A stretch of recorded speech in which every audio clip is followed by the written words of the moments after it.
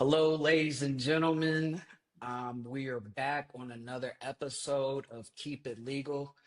I have to say that this episode is going to be very great.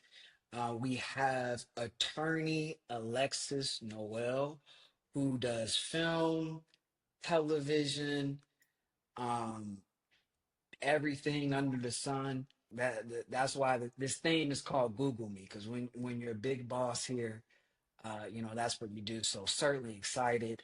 Um, when we talk about how you got started, what your inspiration was, from being very young to graduating law school 2022. Now it's 2025, and you have amassed a massive amount of accolades that certainly make you stand out amongst the rest. So Well, hello everyone. As Jordan mentioned, my name is Alexis Noel, and I am a TV and film lawyer. I guess you can say it took so long to be able to say that. And I know we'll get into that a little bit today, but it was my dream to work in the entertainment business as an attorney. And after so many years, right, of just hard work, and not stopping, that finally came true. And so I'm happy to explain, and disclose anything about how I kind of got into this position and some of the trials and the journey that it took to get here with everyone. My biggest, as much as I'm happy to be an entertainment lawyer, more than anything, I am just so blessed to be able to inspire others, right? When I was a law student, when I was an undergrad, no matter what I was doing, I was always looking for inspiration online, right? So on YouTube, Mhm. looking for other attorneys that are in this position, watching movies and TV shows, looking to be inspired by characters, or even just real in-person connections, right, with other attorneys in this field. And so to be able to give back and explain to everyone else kind of how I got here and hopefully inspire the rest, I'm more than happy to do that. So, how did you get here? Let's start. What inspired you to become an attorney? Hmm. And what like, because the rate in which you were able to ascend, somebody has to have it in their mind, like, I'm going to do this. And in particular, uh, everybody wants to be a sports and entertainment attorney. Um, Also, you've taken 3 bars? I've taken 2 bars. Yeah, but Two. I'm licensed in 3 states. Yeah. That's amazing. Um, so like, where did that drive come? Let's start there. Like, where did that drive come from? Yeah, that's a good question. And actually, no one's asked me that. Um, but I think the reason why that's a great question is because I think that is what kind of sets people apart. Hmm. One of my favorite books is this book called Atomic Habits. I believe it's by James Clear. I might be missing the messing up the author's No. name, but it's an incredible Hmm. book. And he said something so powerful. He said, "Winners and losers both have goals, but the Hmm. system that they take to accomplish the goal is what makes them different." And so I say Hmm. that because you asked me, like, what was the drive, right? I think the drive was the same as probably anybody. I wanted to be successful. I wanted to work in a certain industry. I wanted to work in an industry that it didn't feel like work, where I showed Hmm. up every day and I was enjoying what I was doing, and right, that I would be passionate about it, right? So that's a goal that I'm sure a Yeah. lot of people have. But I think where the drive comes into play is that I created a system to accomplish this, and Hmm. it's been my goal, I guess you can say, since I was in middle school, right? I think it all started really with my mom kind of explaining her interest in what her dream job would have been. And originally, my mom wanted to be an attorney. But originally, when she shared that Hmm. with me, she said she wanted to be a criminal lawyer. And even though I think what criminal lawyers do is amazing, I just knew that was not me, right? I was kind of a little frightened. I didn't want to kind of enter into that world. But I really loved hearing my mom's why and why she wanted to help people and give back. And I Hmm. remember asking her, being a lawyer sounds very interesting. I don't think I want to do like the criminal aspect.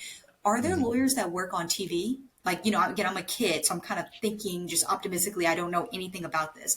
And she opened the door, like, yeah, I'm sure there are. lawyers that do television, film, music, right? Everything related to entertainment. Mhm. That kind of led me to do some digging. So I think I did a little bit of research online. I said, like, who are the famous or the known entertainment lawyers? Like, I needed someone to look up to. I needed someone that did it, Mhm. that I could even believe it was possible. At this time, I don't know any entertainment lawyers. My mom doesn't know any entertainment lawyers. And so I don't have a network to go to like have a coffee chat, right? So I do Mhm. a little bit of research. I come across a television show, Entourage. It used to air on HBO. It's over. The show is ended now, but it's an incredible Mhm. show that highlights kind of the background of the entertainment business, right?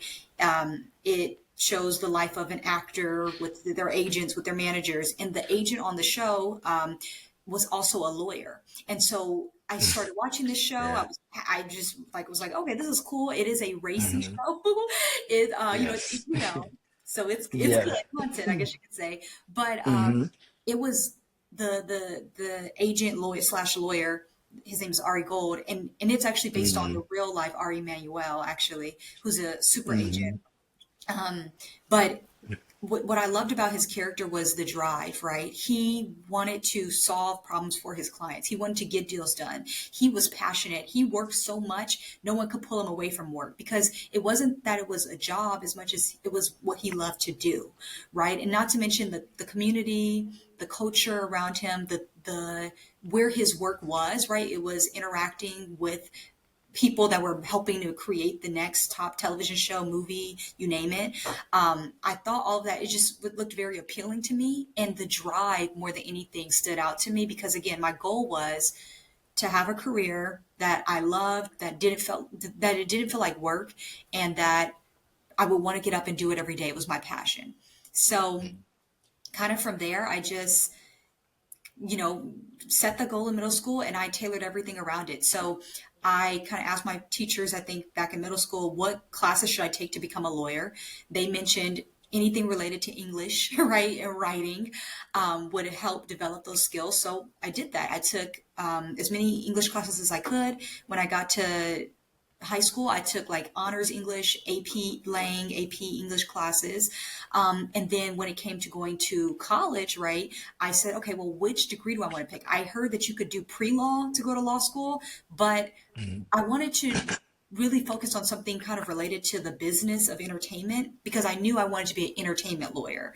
And the beauty of being or going to law school, I guess, is it's one of the few professional degrees that you can get where your undergraduate degree doesn't, I don't want to say matter, but it doesn't have to be tied into your doctorate, right? So, to be a Yeah. doctor, you have to have a hard science background. I'm assuming to be an engineer, don't quote me, you need some level of a science background, right? Or math or science background. For Yeah. law, you could be a dance major, you could be an act and a thespian, right? You could Mhm. do anything. And so kind of I felt like the world was my oyster, but I thought this was the perfect time to Mhm. hone in on the industry of law that I would want to work in, which was media and entertainment. So I decided to major in journalism with the emphasis in broadcast journalism. And I loved it. It was incredible. Mhm. I have so much respect for journalists. I think their jobs are kind of people underestimate what it takes to really be a journalist, to report on issues and to highlight the truth. But the beauty of journalism was that it was also a writing based degree. So I had to take so many Mhm. writing classes. I had to learn to research in a timely manner, right? It had to be quick, and I had to be able to convey a message to an audience in a way that a layperson could understand, right? So, I mean, the topic could be about anything: a car crash, a political news story, sports, but I needed to convey it to the general public in a way that anybody can understand and that anybody might take interest in it to want to learn more, to want to go see the event, to want to research it on their own or protest or what have you. Um, and that ability taught me how to highlight the facts, right? Identify the facts of an issue, present that in a short, usually you have a short article, or if you're doing broadcast you have a script and that needs to be straight to the point. And how to spread those messages. And I really believe that helped prepare me for law school because, as you know, Jordan, law school, it's all about when you're briefing a case, it's what was it? IRAC. IRAC, yeah, IRAC, or what was the Yeah. other one? CRAC. And CRAC, yeah. it's the issue, it's the rule, it's the facts, but not even Mhm. just all the facts in the story or in the case. What facts are important and why? What fact led to this holding? What fact led to the court deciding Mhm. in this manner? And so I believe journalism prepared me for that. So that's kind of the background on how I got to law school. And just throughout that process, I stayed focused. I didn't let anything stop me. I knew which degree, which majors to pick, which classes to take that I felt like would make me well rounded and ideally an appealing candidate for law schools. And that's what I did. Wow. Um, Basically, don't leave that phone open around you. You're a fact finder. You gonna find everything. Yeah. I like that. You mentioned a few things, but the first thing you said was you had to create a system, Yeah. and that I think is very special. Like for me, my system was, I don't know, it might sound vain, but my system was when my parents wrote my name on my crayon box, Mm. or my parents, uh-oh, I think I went out. Okay, cool. When my parents would write my name on the crayon box or my markers, I would look at it and say, Jordan Gaither. That that means something. And when people say, "Oh, you can do it," I just really believed it. And so could you talk a little bit more about that system? Because that system requires consistency, faith, mental health, support groups, even if you don't have it. I like the fact you talked about finding a mentor and seeking out those things. And so I would imagine that it would be quite difficult to manage this system. Can you talk about what some of those personal challenges were managing this system? Yeah, no, that's good. Well, the key with creating a system is almost even having cue points. One Mm, thing leads to the next thing. So if you were to look at this in a simple format, if you decided I'm going to go to the gym every day, you don't just say my goal now is to go to the gym every day, right? mm, You create a system to accomplish that. So that could be when I wake up in the morning, I read my Bible. After I read my Bible, that the next cue point is I get up and I brush my teeth. I do my normal hygiene. After I finish my normal hygiene, that cues off. Now I go have coffee or tea or whatever you have in the morning. Then the next cue point is I start driving to the gym, right? That's how you create the system to say accomplish the goal of mm, becoming an athlete or accomplish the goal of becoming a person that's fit. It goes to the gym. Same thing that I created without knowing, without kind of that book helped me put everything into order of kind of what I was doing without knowing it. Um, mm, but the system was in place, right? So once I decided I wanted to be an entertainment lawyer, the first step was, well, what do I need to learn to become an entertainment lawyer? I knew writing mm, would be a big part of that, right? No matter if you're a litigator, no matter if you're a transactional attorney, we're writers and we have to convey messages, we have to persuade people, we have to be able to express our client's point of view. mm. So writing classes helped me, no matter if it was creative writing, again broadcast writing, say law, what was it like, writing political Uh, commentary, right? Creative, yeah, Yeah, creative all storytelling. everything, right? It all Yeah. helped me become a more well-rounded and better writer. So that was one element. That was one system, right? So that cued off the knowledge portion. Then the other side of it for me was also, right, learning from people within this business. So also when you go to law school doesn't just say, "Hi, do you want to be a family lawyer, an entertainment lawyer, a TV, whatever, a sports lawyer?" It's more so Yeah. like you just have these general classes and you figure out what you're interested in. I went into law school Yeah. knowing I wanted to be a TV and film lawyer. That's just what I wanted to do. So I made Mm, sure to start networking with people that were already that.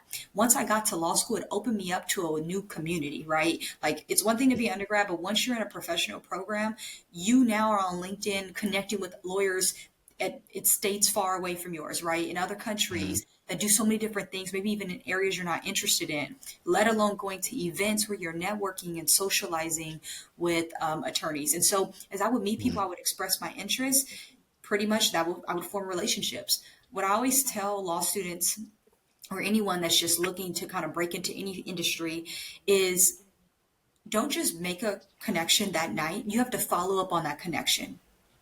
And so that's another cue point. So if the next cue point was to get inspiration, so make those connections, the next one was to learn from them. What was their Mhm. journey? What is something they wish they would have done differently? What do they want me to know? What would their advice be about studying for the bar and the time and fashion that you want to do that to get to the next point, right? And so I would start inviting people that I would meet out that did something that I thought was interesting. I would invite them to coffee, or especially like I went to law school sort of during COVID. So I would do Zoom calls and Zoom meetings where I would just ask, can you tell me a little bit about what you do? Because another thing is, I just wanted to be a TV and film lawyer, which just really meant I wanted to just work within that space. I honestly didn't know what exactly within that industry I wanted to do. And I think that even as an attorney today, that is always evolving, right? I've done so many things within law, within entertainment law, that I'm always growing and developing and being open to the next specific area within entertainment law, maybe that I work in. But I learned about people that do development, people that do production, people that do distribution, people that do music, people that do licensing, people that do, I mean, there's so many facets to the entertainment business. And it really helped me Mhm. shape, okay, I like that. I don't like that. Then there's another big question with entertainment law. Do you want to work on the talent side or the studio side? Right. So Mhm. these are all things I tried to figure out by having these meetings with people. That's another cue point. Well, once I got that information, I would ask them questions like, what can I do now as a law student? What can I do now, maybe even if you were an undergrad, to best prepare myself to succeed when I get to that point, or when I'm actually a lawyer in that space? They would tell me what books to buy, what books to read, what like trades to listen to. So like in the entertainment business, we have Deadline Hollywood, the Hollywood Reporter, Variety, and some others, right? And every day they're Mhm. posting about news related to the business. It could be, of course, like the actual celebrity news, but it could also be the business of entertainment. So mergers and acquisitions, who are the heads of certain studios, what studios do what areas they're moving into, and why, that type of thing. And so I started reading these articles, right? I signed up, have my email alert me every time there's a new article that comes out on one of those major Mhm. website publications. And I just would learn. I would study the business. I started listening to podcasts like The Town, where they just dive into the entertainment business. And so Mhm. I won't say that it helped maybe necessarily make me a better lawyer, but it taught me the industry more than TMZ, right? More than Mhm. just like celebrity hot news, right? It taught me the Mhm. industry from the back end. How do these deals work? And then when I started reading different books about the business of television, uh, Hollywood deal making, right? These are just a couple books to name a few. They kind of started opening me up on, okay, how are these contracts how are they structured, right? What are important deal points? What points are often overlooked or not even included in a basic agreement that you always want to include for your client? It helped me start thinking Mhm. a little bit more deeply about a studio doing an overall deal with a certain producer. When you say an entertainment contract, and I think that's a good place to start, what is that? Mhm. Like, what, when you really, like, when I was a kid, that's what I wanted to do. Mhm. But really, when I get older, I start to recognize the entertainment industry is just a business, much like banking and finance is, much like aerospace Mhm. is, much like healthcare is. So there's all these different steps in the equation, right? So if you're doing a television production, right, Mhm. the entertainment contract could be the development agreement, which is acquiring the rights to, say, a book or some existing IP to turn it into Mhm. a TV show. So we have to find the author or whoever created the original IP of whatever it was, a doll, whatever, and get the rights from them to make this book into a television show. That's an entertainment contract. Then you have, now we've done the development. Now you have who's going to play the part, who are the actors. Then you have Mhm. the actor agreements, the performer agreements. That's an entertainment contract. But we just can't Mhm. have people acting. We need directors, we need producers, we need writers. Who's gonna take this book? that's written for people to just read 300 Mm. pages and turn that into a screenplay. Mm. Those are what Now, lawyers. how much of like patent and trademark law do you got do isn't because one thing I've found is that a lot of times like when you do like let's say someone comes up with the show, Mhm. well they're like, oh well, we'll give you this, but we can have 4 points on the deal or no look like so it as you're talking it would seem that you kind of have to know multiple facets of the law because people might have in their contract, oh, if you get arrested while we're filming the show, like, hey, you got to get kicked. Like, how did, like, so I like that you highlighted that because it would seem that certainly you have to know more than just, entertainment as you eloquently broke it down for us. Yeah, and I think that's a good point. Like, and I think that's the best advice that I can give anybody, especially someone like a law student that's trying to say they're interested in entertainment law, they want to break in. Um, Again, I just said this really. Entertainment law, okay, entertainment law is just corporate law Mm. about the entertainment industry. Mm. So, because an entertainment company, who are the big entertainment companies? Paramount, Disney, like let's just go historic, right? Paramount, Universal. Disney, right? Okay, we're not even going to bring the Yeah. streamers into it. Just let's just start with those three. Right. They are just companies. They have shareholders, they Hmm. have investors, they have right, they have all there's HR, like they're companies, right? Mm. And so how I started, we didn't get kind of deep into my background, but I started doing corporate law actually at a big firm, doing capital markets. So that's kind of dealing with Mm. public companies. That could be anything from them IPOing and right going public to once they're already a public company, there are certain responsibilities that they have to their investors to put out certain public statements that the government requires. So those are you've heard of them before, the 10K or a proxy or 10Q or something like that, right? Um, Hmm. I worked on those documents for public companies. Now, I Mm. did do that for some companies that were considered media companies or tech companies, but Hmm. nonetheless, that was similar to the same 10Q that I did for an aerospace company or that I did for a energy company, right? Because it's just a company. Now, however, the Mm. good or the service that Paramount, Disney, you name it, sells or they provide to the public is entertainment. It could be music, it could be movies, it could be television shows, theme parks with Disney, right? Like all these different facets. That's what's the industry. So to your point where you said, an entertainment lawyer almost has to have maybe some criminal experience, maybe like all these different things. It depends on the type of law you're doing. It depends on the which type of entertainment contract you're looking at, right? Is it a development Hmm. contract, a production contract, that sort of thing? But it also just depends on your standpoint. So when you're in house, you're the counsel for the company. You speak on your Hmm. company's behalf, right? You care for their best interests. You're usually servicing them in some area of their business. When you're at a firm, you could, in fact, deal with anything. If you're a solo practitioner, you could, in fact, deal with anything, right? Hmm. You see Right. some attorneys that they may say that they're an entertainment attorney, but they do criminal law, right? Because say if an Mm. entertainment client gets into trouble, they'll help assist them with that. But then say that entertainment client, say it's an actor, say the Mm. actor also decides they're going to start a hamburger business. Well, now they're dealing with corporate law themselves. They're trying to figure out how do I Yeah. set up an LLC for doing franchise fees, employment agreements. Mm. So that's what it means by that, or I guess that's kind of answers the question to do entertainment lawyers have to know about a lot of different areas? Yes, but also I think it depends on the side that you're representing and just the scenario itself. But that's the beauty of law school, right? When we go to law school, we don't just take entertainment law classes. We take civil procedure, criminal law, torts, contracts, so many different areas because everything is about the human experience and issues we may all run into. It would seem that there can be discrepancies with attorneys, artists, and studio heads all coming together. And so, have you had any experience with that? I know that you're also part of the Black Entertainment Sports and Law Association. Is that correct? Beasley, yes. Uh-huh. Beasley, yes, Beasley and Blossom. Yeah, see, we do our work over here. We're fact finders too. Yeah, you're doing your research. Sure. Yes. But could you talk about that balance of those things and as an attorney, how do you deal with that? Yeah, well, I will say, so I've never been a solo practitioner. I've never Mm-hmm. like had my own firm.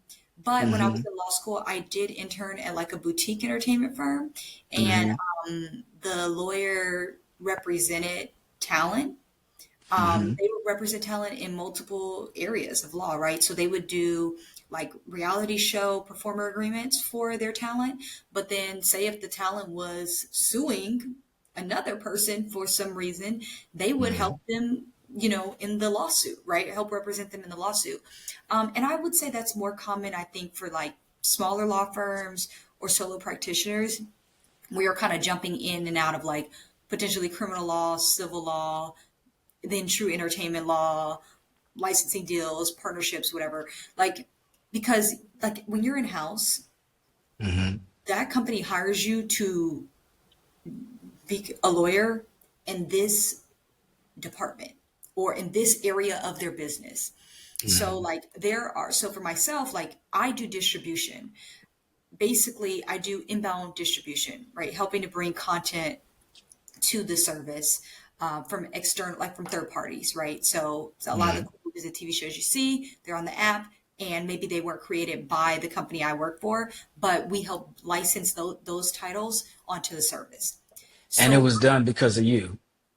no, yes, me and my team, and again, Yeah, and some of yeah, the yeah. Come on, you gotta let us. yeah, yeah, You it's gotta not, let us give you flowers here a little bit. Come on now, no, no, yeah, take a compliment. Come on, yes, take a yes, I'll compliment. take That's something to be proud of. Yeah, that's big boss. Listen, listen, listen. I just want to clarify for the audience. I understand what you're saying. I'm not going to it. say that the audience does not understand, Yeah, but ladies and gentlemen, to have taken the bar twice, pass, be barred in three different states, to pivot from marketing to boutique law firms to working on the IP on the IPO side of things.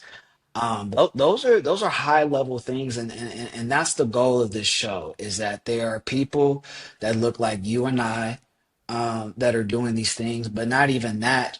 Um, Lawyers have lives too. Lawyers have feelings, they have thoughts, and um, what were some of the challenges that you faced when it comes to maintaining all of this?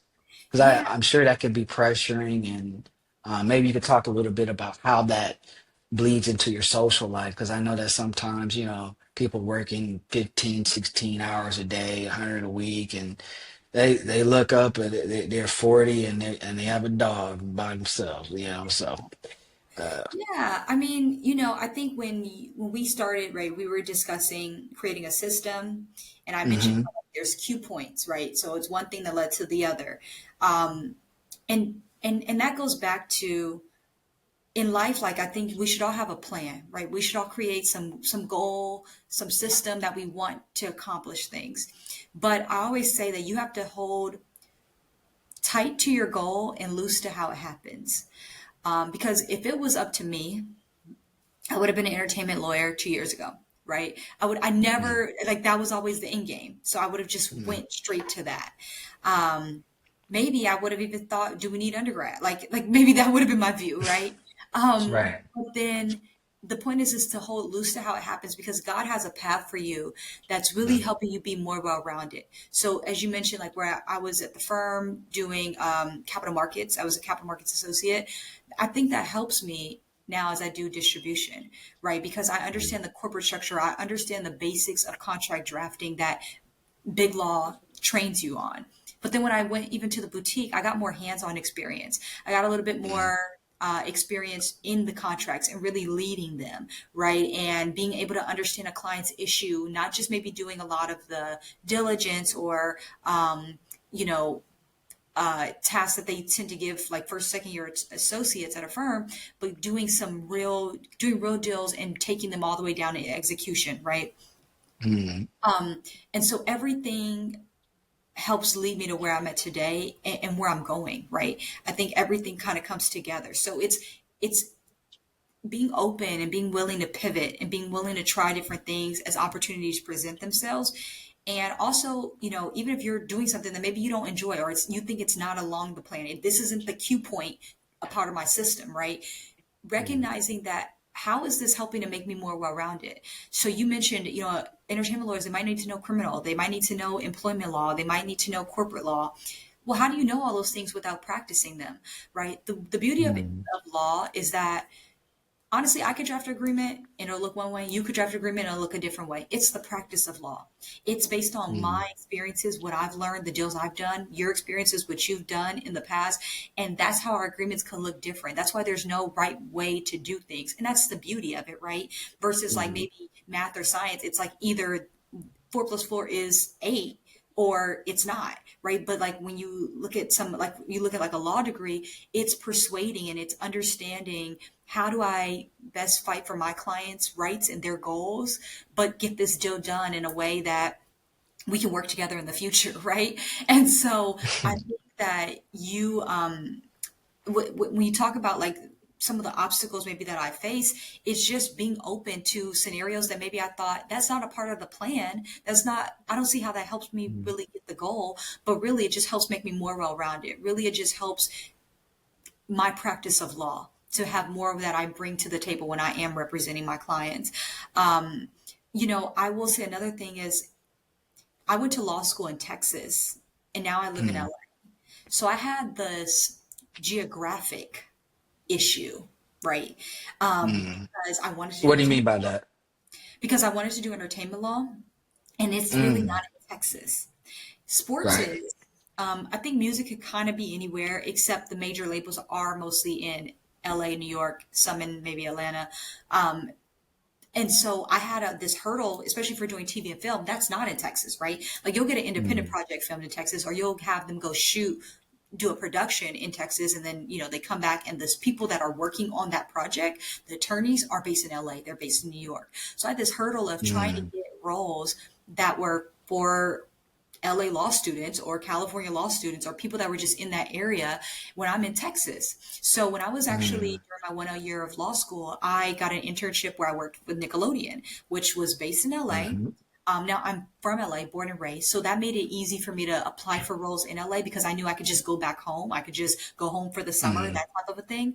And Right. it actually worked out where it was virtual, so I could technically be in Texas and Mm, worked for Nickelodeon, but I was back home in LA. It was COVID. So I kind of had to face that battle of not necessarily applying to all the roles just in Texas, but trying to apply to roles that were back in LA and convince people in LA that I am willing to move back, right? I'm not going to maybe take the Texas bar. I really want to come to California.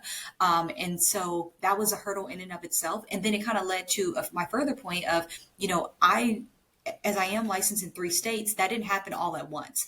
So I took the bar in Texas originally, which is a mm, UPE state, which is what allowed me to waive into New York. So I didn't have to take the New York bar. I just took like the New York State exam, which is a smaller exam, and passed that. And then I was able to like waive into New York. But for California, I had to take the bar exam. So while I was working, I was studying for the bar, and I, mm, went took the bar and waited for my results. And then when my results came is when that opportunities in LA or mm, California in general opened up for me more with being licensed in California. So when you talk about the hurdles, it's also like overcoming maybe some fears about the bar, because we all know the bar is so rigorous, but it's mm, also just being able to balance a lot of things at once, right? And dealing with things that seem impossible, maybe like, how are you going to be in Texas mm, and get this job in LA? But believing that you can do it, and taking a lot of no's. How about this? Receiving a lot of no's and not taking them to heart. I think actors are mm, really good at that, right? They face a lot of rejection. No, that part's not for you. But we don't talk about it in the corporate space in general. Like, not just, this is not specific to lawyers, but especially even for lawyers, like, we take a lot of rejections when you're trying to mm. apply to niche industries like entertainment or sports law. You have to be able to Yeah. say, okay, that's just not the role for me, next time. Right. What was a rejection that kind of shook you, that maybe you needed or really wanted, or it put up, and it really kind of challenged you to the point where you had to kind of, as you mentioned, take a look and take a step back and say, do I really want to go over? Because I think the hard part is, do I really want to go over the hurdle? When do I need to go over the hurdle? Or is this just a part of it? As a startup founder, I've been working on Law Pocket for about 11 years, going on 12. And in that time frame, it's very difficult to understand how fast you should go, how slow you should go, if you should just not do anything at all for a year or so. And it is inextricably difficult, very arduous, requires a lot of mental gymnastics. And as we spoke earlier off camera, I am ADHD and bipolar, and I take medication and therapy. And for me, when I graduated law school at 27, that was, and I moved to Atlanta, that was really the first time in my life that I ever been in the real world. And it was in Atlanta, and it was great, but there's just a lot of things I didn't know. And I was still trying to take the bar, still trying to get legal jobs. And, you only have so much on your resume because you really only get 2 summers, really, but usually you may only get 1 summer because you might have to do summer school. And so it's very limiting coming out the gate. And so in that quest, you mentioned hurdles and you mentioned pivots and cues, but can you highlight a specific example where you were like, man, this was tough, a little tough. It didn't break you, but it made you. What Yeah. was that moment like for you? Well, I have received, let's see, and let's just do law school. Well, throughout the course of law school, 3 years, I probably Hmm. applied to 500 jobs over 3 years, like internships. And I believe I've only received about 30 offers. That's tough. So that's bad math, right? It's not even girl math, it's just bad math. Like it's it's giving, why are you doing this, right? But that's what my mom, my mom is like one of my uh, biggest inspirations, and she always tells me, you just need one yes. Because mm, to be honest with you, and I know people do balance multiple jobs, but as being an intern or trying to even get your first legal job, you can only really work one job at least at a time. So all I need is mm, one yes, one yes, to get me to the next thing. So let's see, I could go back to law school and I could tell you about the time I did OCI and I didn't get this really cool OCI internship I was going to get. what Um, is OCI? OCI is on-campus interviews. So usually your Okay. law school hosts it. They bring like a bunch of law firms out. They come and interview the students, and then they pick Oh yeah. so many students to join their summer Hmm. class. So because usually these big law firms bring on like 50 or 60 students every summer, and so Hmm. depending on your school, they might select like 5 people or so from every school. I didn't go to a big law school that's like all ranked and all that stuff. So really, Hmm. I would say about every class year at my law school, maybe only about, again, don't quote me on this. It might have changed too since I was there, but I would say about Hmm. 10 people go big law from my law school. So Yeah, it that's was about very right. competitive. But now, when Hmm. you look at these T14 law schools, or not even just T14, but these like large nationally ranked schools, the whole Hmm. class is going big law. So like like an Hmm. NYU or something, right? Like everybody, Hmm. like if probably in a class of 150 people, only 10 people aren't going big law, and it's because two of them, their parents own their own law firm and they're going to go work there. Five of them want to go work for Hmm. the government, and a couple others, maybe they were the people that got the in-house job right out of law school, or they're going to be solo practitioners. That's not the case though at my school, right? A lot of people from my school either are going to work for government roles, they're going to become solo practitioners, or they're going to work for smaller law firms, which nothing is wrong with any of those options.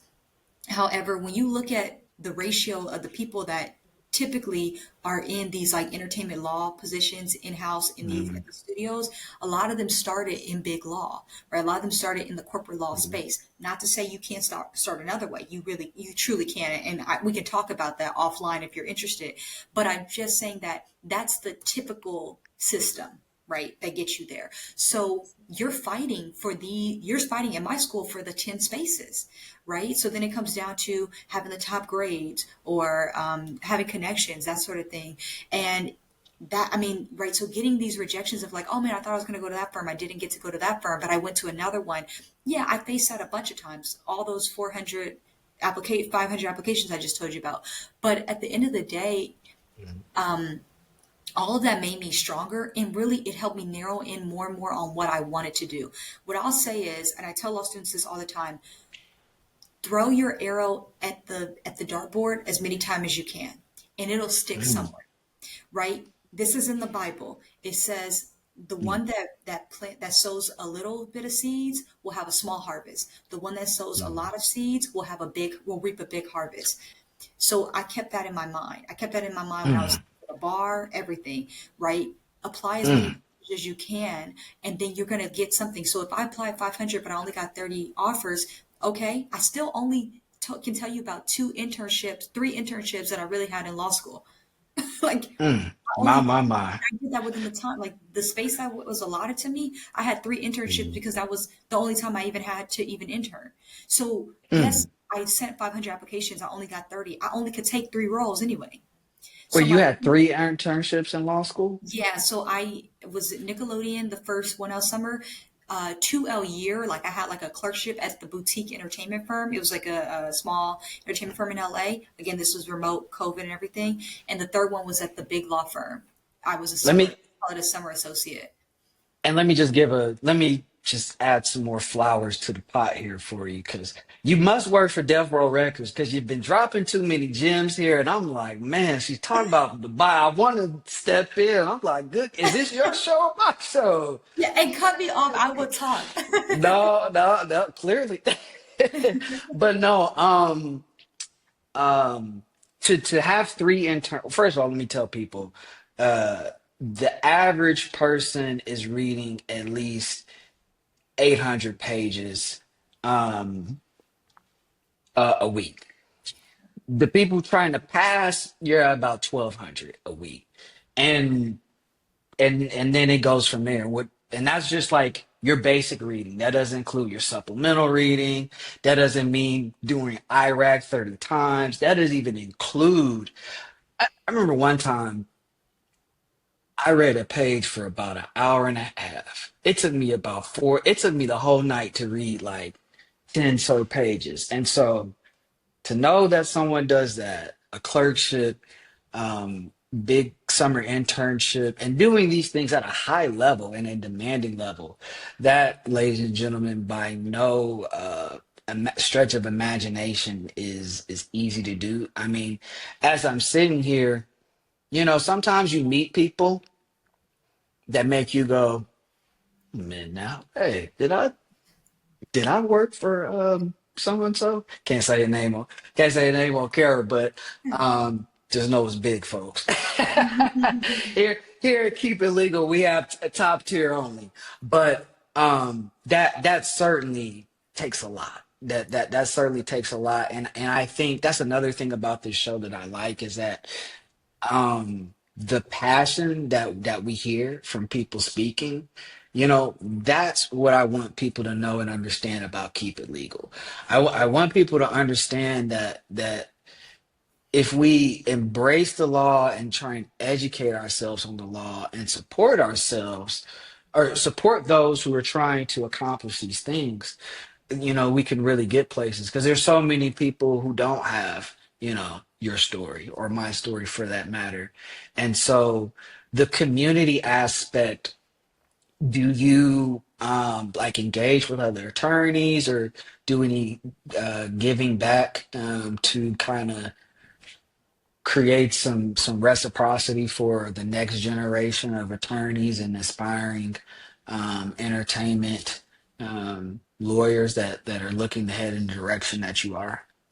Yeah, and thank you too for just giving me my flowers. Like, I I try to have my moments of gratitude, and you're right. Sometimes I'm just living, but I'm Hmm. grateful. I'm so grateful, and I do. I try to give back as much as I can. The law school I went to, we have a motto that we live by, and I like Mm. I'm sure every law school has something they say, but when I tell you that, I think it's like the family that you build there, that you have a desire to keep it alive, and it's Mm, what is it? It's protect it, improve it, and pass it on. Right. And so, like, I just got back maybe last month or so from being out in Houston and visiting my law school to speak to the incoming 1L class. Cause it was for like the entertainment law panel to like tell them mm, about what it's like working in entertainment. mm, And so many of them, I told them, I said, you're meeting me today. You're going to get my email. You're going to follow me on LinkedIn, but you're not going to reach out to me. I don't want you to do that. Reach out to me. And if we can build a relationship, when it comes your time that you're looking for a job, I might know somebody. I might be the mm, employer. But if not, I can just put a good word in, or worst come to worst, I can just help you prepare. We can run questions together, mock interview mm, questions together. And I told them, I said, I'm giving you guys like my phone number, everything. Call me, reach out to me. I might not think about it, but if you reach out to me, I will follow up. And so that's the whole giving back of it, I would say, of it all. Like, mm, I'm willing to help any law student. I love the underdog story because it's a better story than the person that had the system that just made sense. I love the system mm, that's crazy a little bit. The cue points don't line up.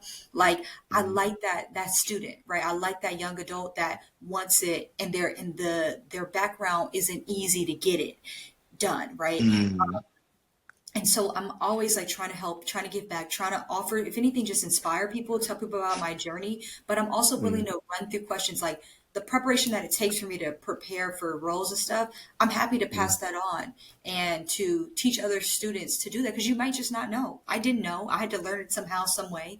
So I'm mm, always here to give back. And even like platforms like this, right? Keep it legal. Like, where hopefully some law student will see this, and this might be mm, the inspiration they need. This might be the first time they've heard about creating a system and to accomplish a goal.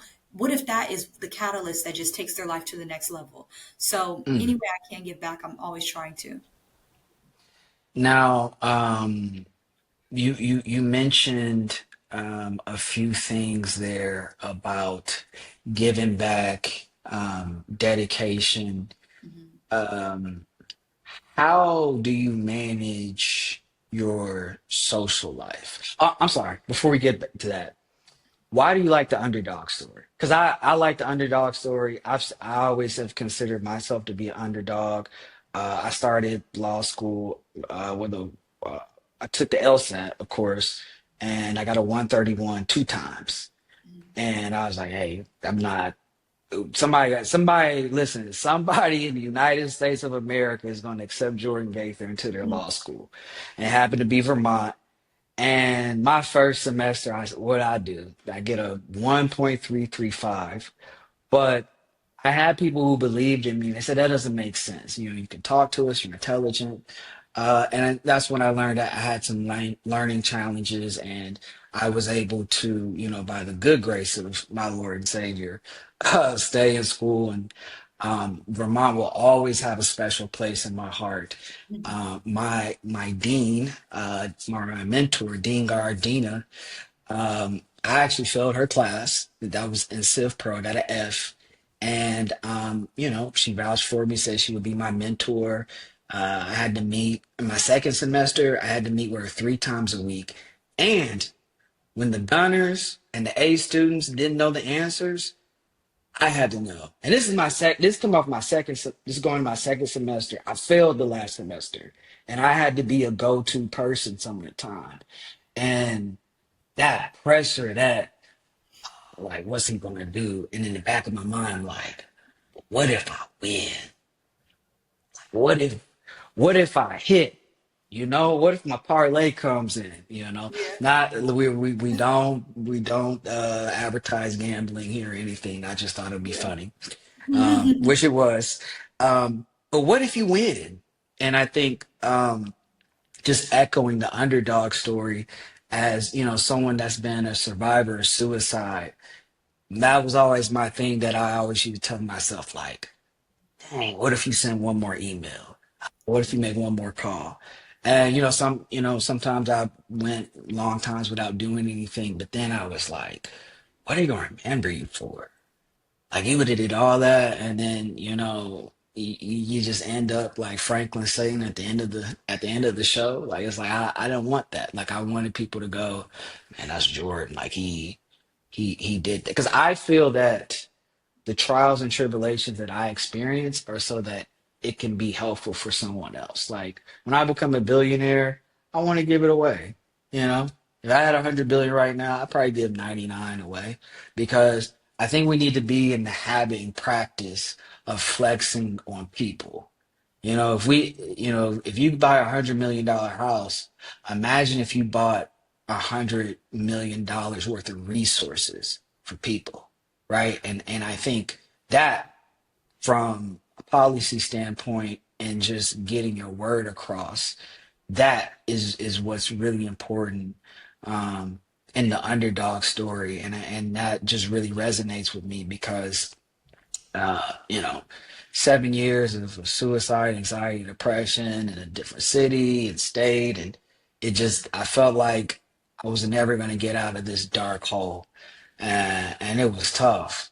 It was really tough. I've been to a few psych wards and things of the sort, but, I always just kind of like stuck with it. So when you said the underdog story, like that really resonates with me because that's really been my life. So, You made it through, and you got to give yourself a pat on the back for that because I think mental health and law is not talked about enough. And I think it should be talked about even in the entertainment space right now with there's so many layoffs and transitions and companies closing and merging, that people are going through a lot, right? mm, And I think we don't talk about the mental aspect of it or even being a law student.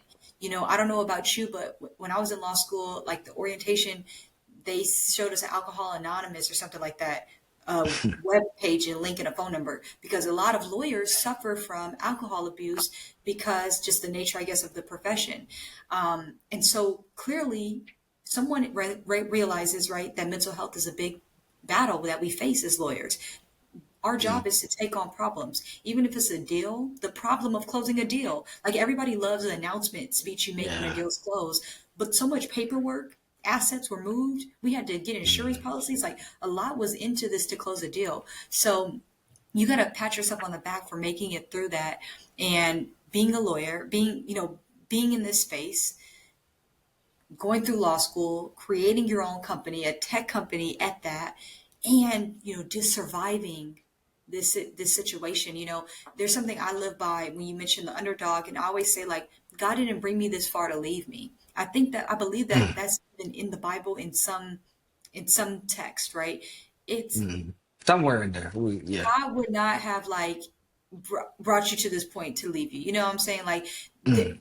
there's no way that there's no way that you got into law school, you did all the law school studying, you created this business, and it's all for nothing. You have to think about how creative he is. Like he put stars in the sky. We have light because he Mhm. decided that there's oceans and rocks and different animals out of his creativity. So if he's that creative, Mm. he didn't stop being creative when he made, us, right? He made us with the same creativity and has a plan. And so it is to help the next person. So I love the underdog story because I want to see there are a lot of stories that we're never going to hear about because people are going to give up. I want to see that come to pass. And I believe that there's enough room for everybody. I'm not taking anybody's spot. The job that's my Mm. job, it's not your job, but you have your own job. The company Mm. that's your company is not my company, but that doesn't mean there's not Mm. space for your company. I don't care what's going on in any industry with horizontal integration, vertical integration. I don't care. Mm. It doesn't matter.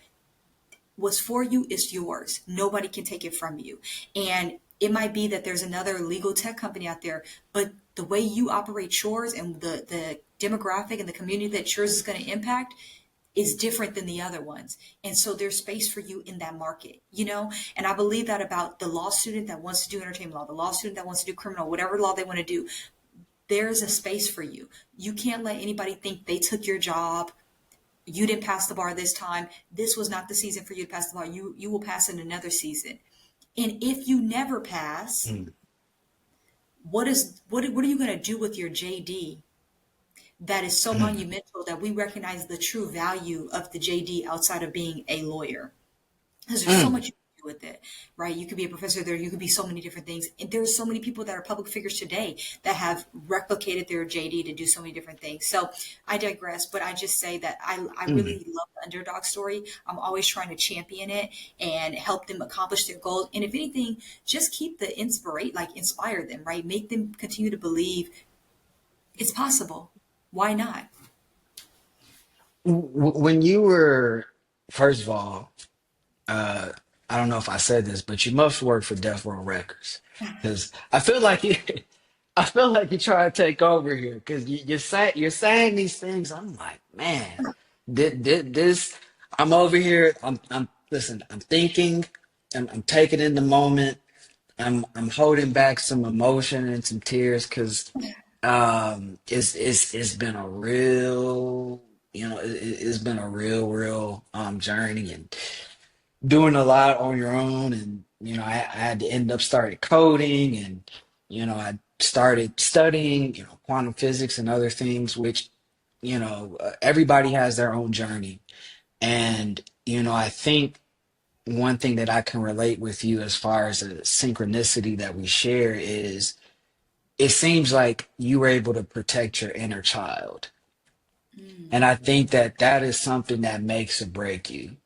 And, sometimes I might call my parents and I might just cry over the phone about it because it's like when something happens, it's like, man, like I did it. And I don't have too many of those moments. And I probably do, but it's kind of hard to acknowledge them as you're going, right? Because if my thing is if I'm in the Super Bowl, I'm supposed to win.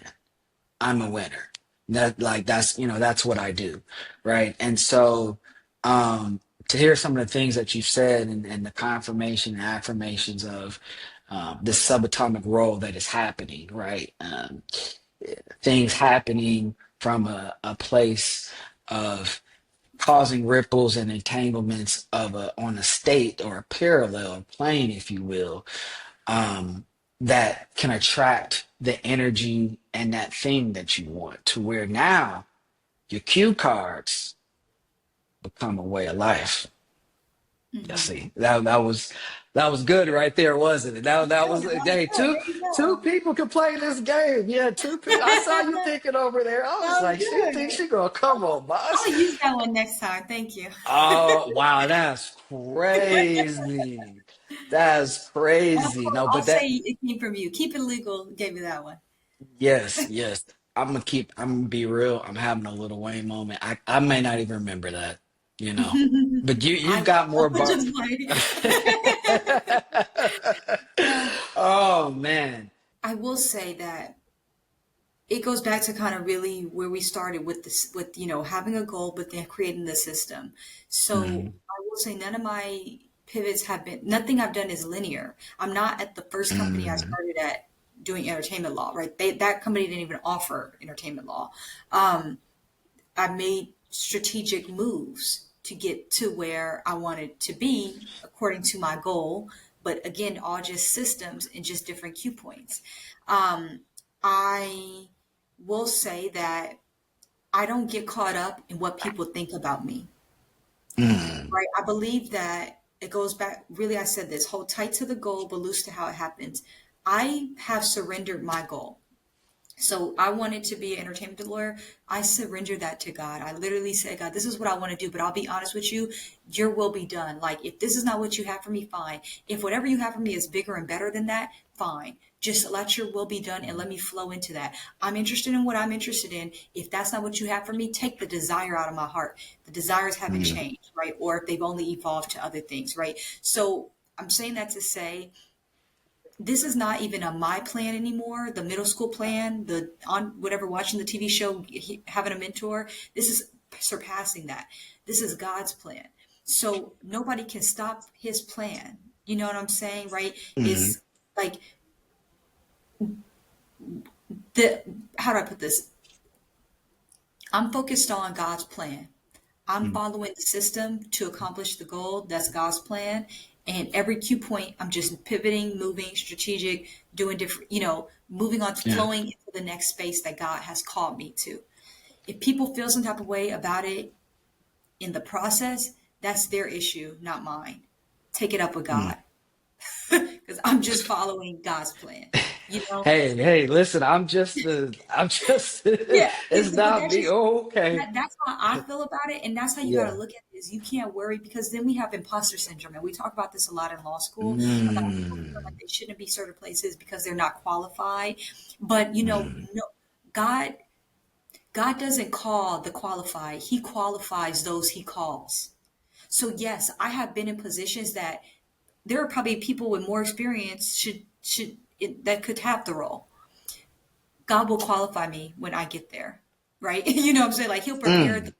And so that's how you have to think. So, you know, I did make it to this position very quickly, but it goes back to that middle school plan that I had a goal. I surrendered it to God, and then I created a system, but God has altered it. He's moved different things. We've changed, made different paths and different changes along the way, just different trigger points, right? And it's just as it's all the plan. So really, like, yes, sure, you could consider it fast, I guess, but there's so much more to accomplish.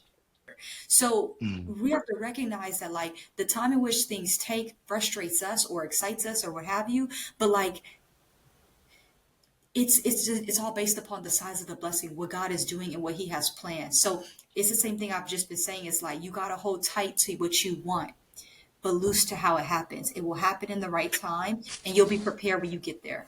Hold on. Uh, be, because we're going to exchange. Be tight with the goal.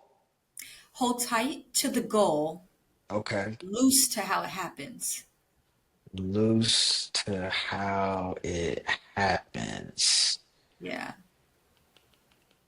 That's that's tough. So have you had moments where your faith was challenged?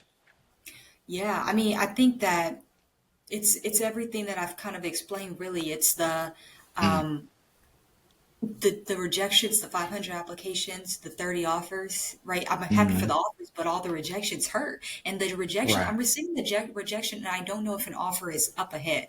Like by Mm, fact, I don't know that. By faith, I know that's going to happen. But like in the natural, I don't know when the offer's coming. So there was a lot mm, of times that I was just like, man, today's just not a good day because I got three mm, rejections and it's getting closer to summer. I don't have that summer internship yet. You know what I'm saying? So yeah. yes, my faith has 1000% been tested. And I just think that that's a part of the story. Like nobody likes a boring story. You don't watch boring movies. We need some conflict. No, wait a minute now. See. You said we need some conflict. What do you mean by that? Like even just this from like English, right? Like when you're writing Yeah. a story, you have the the Mm-hmm. plot, right, and the Mm-hmm. climax, and us getting there, then the descent, and then to the ending. You Mm-hmm. need ebbs and flows. You need testimony. If I told you, yes, I went to law school and now I'm already an entertainment lawyer and I graduated from law school yesterday, you probably wouldn't Mm-hmm. have asked to have this conversation with me. But Yeah. because you think that there might be something that I can share or some of my experiences that I can glean on that might resonate with somebody else, it's Mm. a story worth telling. Yeah. So, again, You got it's easier for me to say that today as we're at the end, but I will say that like when you're going through something, it's hard, but really it's just all made building your story. It's building a good story. yeah, you got to drop that mixtape on them. Yeah, that mix that the mix that mixtape that builds your legacy, right? It's a it's a pivotal thing. I mean, now we don't have them, but if you think about the idea of making a CD and passing it around, it's almost very akin to the 30 people or the 30 opportunities. Um, you mentioned a lot about your mom. How pivotal was she, like, in your childhood and your upbringing to cultivating you as to where you are today? Yeah, I mean, mom and I are very close. I was raised by her. She was a single mother. And so just from her inspiring like the concept of, to be a lawyer because that was her dream. Like I think it starts there. But then, with her being a single mother, I watched her be an entrepreneur. I watched her grind and have grit and go through things and provide. And you said something about, like, I think earlier you said that my childhood has been preserved. My mom gave me an incredible childhood. I always think back about it. I miss it. I wish I could do it again, right? But like, more than anything, like my mom, she created a space for me to dream, to be a dreamer. I'm Mm, such a dreamer. It goes back to the goal, to the systems, to everything. It's like she made it okay for me to dream, and when I would dream something up and I was like, this is what I want to execute, she would be the person to apply it. She would help, she would execute that plan, right? She would drive me to the place, right? When you're younger, she mm, would provide the resources to make it happen. And so I wouldn't be who I am without her. And I just appreciate her for giving me that space to dream, to be a kid. mm, And to your point of preserving it, I think as an adult, as a lawyer, and in my 20s now, I'm still dreaming. I keep dreaming. The day I stop dreaming, I don't even want to, like, that would be boring to me. Like, I gotta keep mm. a vision ahead of me. But that's just the type of person that I am. I will honestly say, I know that that might not be everybody, but the Bible says a man without a plan, they'll perish. So you gotta Mm. have a dream. Yeah, well, I have a million plans, so you know. See, so you're gonna be right up. Okay. We're in the same race there. What, as we talk about plans and we talk about goals and moving forward and balance is in the center of that. How do you maintain a social life? Because I know that you have the luxury corporate attorney club or blog. And then, if I'm correct, I think you go, ladies and gentlemen, Alexis goes skiing in purple, shiny Oh my ski gosh. suits with Is that so white fur amazing? hats. So I had to, I normally I do see dress you like brought this, the but outfit. You came I with the had fashion. to, yes, I had sunglasses, but I was like, but I was like, anybody has purple like that, they're over the top, but in a good way, like we need that spunk. But is it hard to manage that social life and, kind of take time for yourself? I mean, we see a lot when people are trying to become partner, they're trying to get that job and they put family on hold or decision to not have kids or have kids, or some people don't even, they're like, man, you know what, I don't even have time to date marriage, I want to be on this track.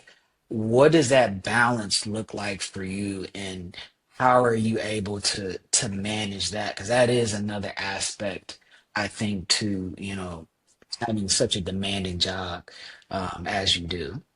Yeah, well, I see myself as a multifaceted individual. So I don't do Mm, anything in isolation. I don't look at this period of my life is just for law, this period of my life is just for family. I to have it all together at once. And mm, I feel like that kind of answers that, right? So I definitely do still enjoy myself, still have experiences. And I recommend you do that because, if mm, not, your life, you're just one track minded. And, um, you never know who you might meet having a certain experience, right? You might meet mm, your next boss, you might meet your next mentee or your next mentor. And so I believe that it's important to live a full life. And why can't you have it all? Like, why can't the dream mm, include living your dream career and having your hobbies and going on vacation and having a mm, significant other? Like, why can't you have all that? So, again, people do definitely do prioritize certain things. I'm not saying everything gets the same mm, level of priority at the same exact time. You have to shift things around. mm. But I always, I'm always going to be open to everything all at once, right? It's like that movie, Everything Everywhere All at Once, whatever. I think that's a great way to sort of wrap up the show. I think the audience is really going to love this. I love this. Hopefully, Alexis comes back and we do more content on a lot of different things. As you have seen, we talk a lot, her more than me, but Well, it's but a in a pleasure good, being here. You have some good questions, so I'm going yes, to in try a to good, give my insight. yes, yes, and your insight was very well appreciated, and I know that our listeners will really enjoy this. So once again, my name is Jordan Gaither, and this is attorney Alexis Noel, and this is Keep It Legal, and have a good day, folks.